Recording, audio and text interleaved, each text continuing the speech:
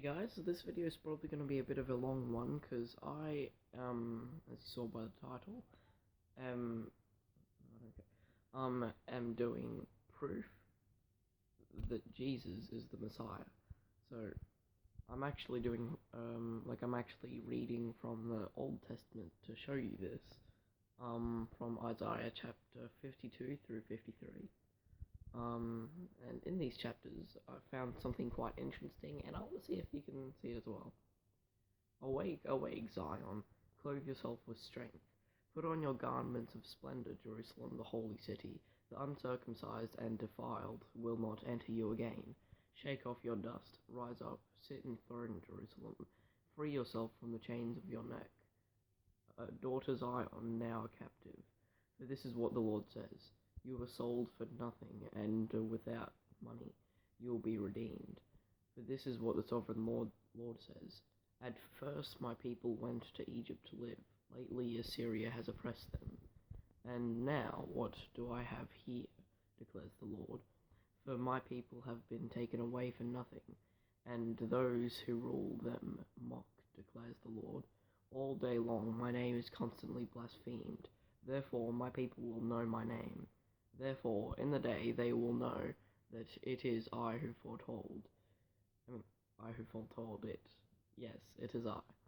How beautiful on the mountains are those who bring good news, who proclaim peace, who bring good tidings, who proclaim salvation, who say to Zion, your God reigns. Listen, your watchmen, lift up their voices. Together they shout for joy.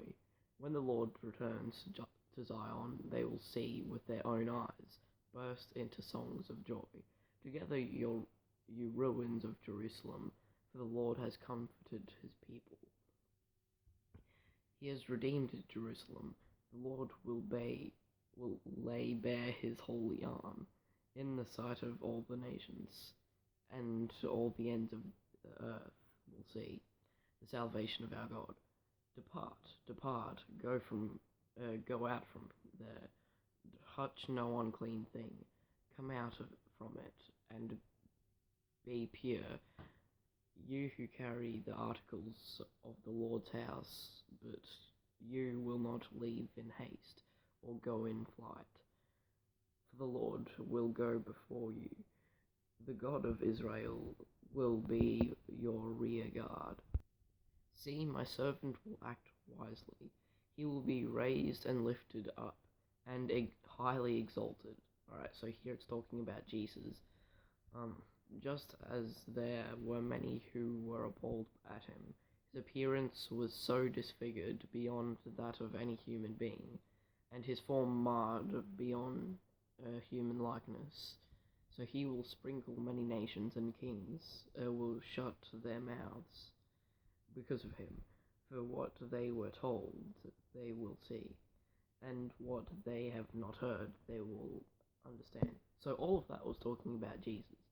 And now we're up to chapter 53, and this one I think is a very special chapter. At least it's a special chapter to me, because it fully testifies of Jesus, and it's really good. Listen to this. Listen to this fully. Who has believed our message, and to whom has the arm of the Lord been revealed? He grew up before him like a tender shoot, and like a root out of dry ground. He had no beauty or majesty to attract us to him, nothing in his appearance that we should desire him. He was despised and rejected by mankind, a man of suffering, and familiar with pain, like one whom people hide their faces from. He was despised, and we held him low in esteem. In low esteem. Surely he took up our pain and bore our suffering, yet we considered him punished by God, stricken by him and afflicted. But he was pierced for our transgressions, he was crushed for our iniquities. The punishment that brought peace was upon him, and by his wounds we are healed. We all like sheep have gone astray, each of us has turned our own way, and the Lord has laid on him the iniquity of us all. He was oppressed and afflicted, yet he did not open his mouth.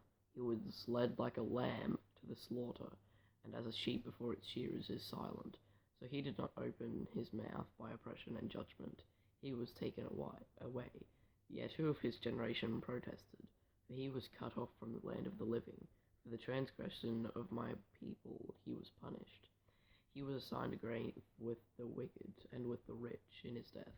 Though he had done no violence, nor was any deceit in his mouth, yet it was the Lord's will to crush him and to cause him to suffer.